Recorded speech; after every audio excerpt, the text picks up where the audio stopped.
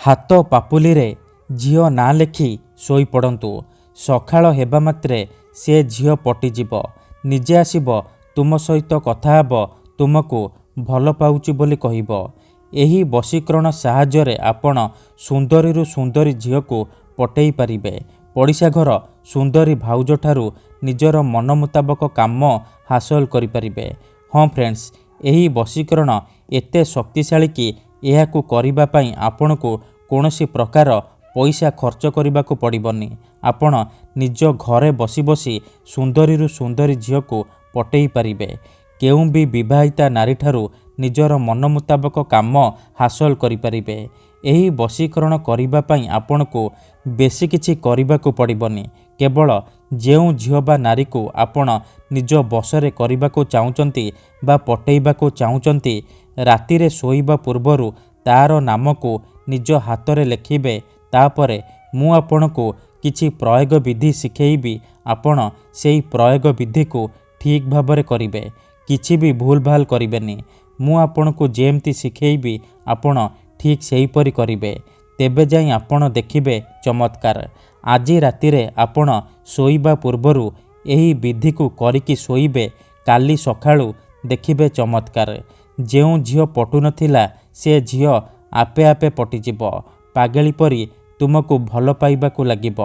पड़िशा घर सुंदरी भाउज राति दिन घर को डाकिब, जहा चाहिबे ताहा करिब, कौनसी प्रकार बाधा देब नाही।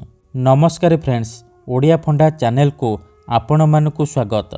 आजिर एही भिडियोटी रे मु आपनको शिखेइबी आपण किपरि हाथ पापुली रे झीवर नाम लेखि ताको निज बसरे करिपारिबे, ताको पटेई पारिबे। एथिरे आपनको बेसी किछि कष्ट काम करिबाकू पड़िबनी।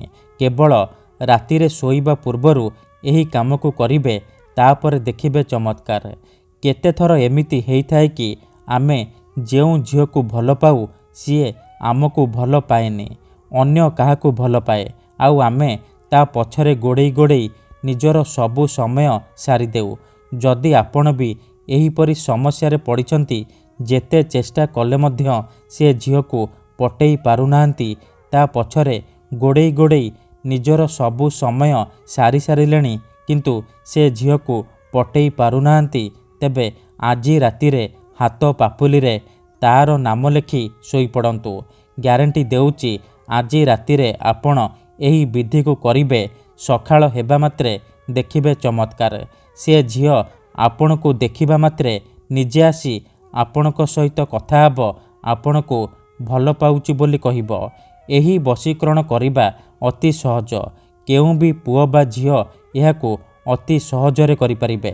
निज प्रेम को पाइबा पई, निज प्रेम को हासिल करिबा पई एही वशीकरण प्रयोग करिपारिबे। किंबा केउ भी कुंवारी झील बा विवाहिता महिला को निज बसरे करिबा पई आपण एही वशीकरण प्रयोग करिपारिबे। एही वशीकरणर अनेक फायदा अछि, तेणु मोर आपण मानकु अनुरोध कि आपण भिडियोटी को पूरा ध्यान सहित देखंतु, प्रयोग विधि को ठीक भाबरे बुझंतु, तेबे जाय कि आपण संपूर्ण प्रयोग विधि जानि परिबे। ता पूर्वरु आउ गोटिए छोटिया कथा मन रखंतु, मनरे कौनसी खराब उद्देश्य किंबा कौनसी खराब काम पई आपण एही वशीकरण को प्रयोग करिबेनी। काहेकि ना ये प्रचंड महाशक्तिशाली वशीकरण, एहार कौनसी प्रकार काट नाही। तेणु एही वशीकरण को आपण भाबिचिंती प्रयोग करिबे। काहेकि ना जेउ झील बा विवाहिता नारी पई आपण एही वशीकरण को मात्र गोटिए थर प्रयोग करिदेबे, ता उपरे एही वशीकरण मात्र गोटिए थर प्रयोग करिदेबे, सीए आपणक प्रेम रे दीवानी हेइ जिवो, पागेली परी आपणको भल पाइबाकू लागिबो, टाणी होई आपणक पाखकू आसिबो, आपणकर सबु इच्छा पूरण करिबो। तेबे मन रखंतु, एही वशीकरण विधिर किछि प्रयोग विधि अछि, किछि नियम अछि, जाहाकू आपणको ठीक भाबरे करिबाकू पड़िबो। मु आपणको जेमती शिखेइबी आपणको ठीक सेही परि करिबाकू पड़िबो। मन रखंतु, एही वशीकरण विधि को आपण केवल शुक्रवार, शनिवार आउ रविवार 3 दिन पर्यंत रातिरे सोइबा पूर्वरु करिबे। जेतेबेले आपण रातिरे सोइबा पई जिबे, नाली रंगर कलम किंबा नाली रंगर मार्कर नहीं आसिबे। ଯାହାଦ୍ୱାରା ଆପଣ ହାତ ପାପୁଲିରେ ଝିଅର ନାମ ଲେଖିପାରିବେ। ପ୍ରଥମେ ଆପଣ କ'ଣ କରିବେ, ଯେଉଁ ଝିଅ ବା ମହିଳାକୁ ବା ନାରୀକୁ ଆପଣ ବଶୀକରଣ କରିବାକୁ ଚାହୁଁଛନ୍ତି ତାହାର ନାମକୁ ନିଜର ବାମ ହାତର ପାପୁଲିରେ ଆପଣ ଲେଖିଦେବେ। ଲେଖିସାରିବା ପରେ ସେ ନାମ ଉପରେ ଆପଣ ଭଲ ଭାବରେ ଲାଲ ସିନ୍ଦୁର ଲଗାଇଦେବେ। ତାପରେ ହାତକୁ ମୁଠା କରିକି ରଖିବେ ଆଉ ଆଖି ବନ୍ଦ କରିକି ସେଇ ଝିଅ ବା ନାରୀକୁ ମନେ ମନେ ଭାବିବେ। ତାର ମୁହଁକୁ ନିଜ ମନରେ ଭାବିବେ। ତାପରେ ମୁଁ ଆପଣଙ୍କୁ ଗୋଟିଏ ମନ୍ତ୍ର ବତଉଛି, ଏହି ମନ୍ତ୍ରକୁ ଆପଣ 3 ଥର ପଢ଼ିବେ। ମନ୍ତ୍ରଟି ଦେଖି ନିଅନ୍ତୁ। ମୁଁ ଆପଣଙ୍କୁ ମନ୍ତ୍ରଟି ଡିସପ୍ଲେରେ ଦେଖେଇ ଦେଉଛି। ଓମ୍ ଏଂ ହ୍ରିଂ କ୍ରିଂ ଚାମୁଣ୍ଡାୟ ବିଛେ ବଶ୍ୟମ ବସମାନୟ ସ୍ୱାହା। ଏହି ମନ୍ତ୍ରକୁ ଆପଣ 3 ଥର ପଢ଼ିବେ।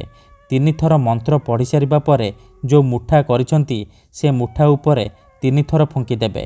ଏତିକି କରିସାରିବା ପରେ ଆପଣ ଶୋଇପଡ଼ିବେ। ଏହିପରି ଆପଣ ଲଗାତାର 3 ଦିନ ପର୍ଯ୍ୟନ୍ତ ରାତିରେ ଶୋଇବା ପୂର୍ବରୁ କରିବେ। ପ୍ରଥମ ଦିନରୁ ହିଁ ପ୍ରଭାବ ପଡ଼ିବା ଆରମ୍ଭ ହୋଇଯିବ। କିନ୍ତୁ ମନେ ରଖନ୍ତୁ, ଏହି ବିଧିକୁ ଆପଣ ଅଧାରୁ ଛାଡ଼ିବେନି। ଲଗାତାର 3 ଦିନ ପର୍ଯ୍ୟନ୍ତ ରାତିରେ ଶୋଇବା ପୂର୍ବରୁ ଏହିପରି କରିବେ। ତାପରେ ଦେଖିବେ କିପରି ସେ ଝିଅ ଆପଣଙ୍କୁ ଦେଖିବା ମାତ୍ରେ ନିଜେ ଆସି ଆପଣଙ୍କ ସହିତ କଥା ହେବ, ଆପଣଙ୍କୁ ଭଲ ପାଉଛି ବୋଲି କହିବ। ପଡ଼ିଶା ଘର ସୁନ୍ଦରୀ ଭାଉଜ ରାତିଦିନ ଘରକୁ ଡାକିବ, ଯାହା ଚାହିଁବେ ତାହା କରିବ। ଧନ୍ୟବାଦ।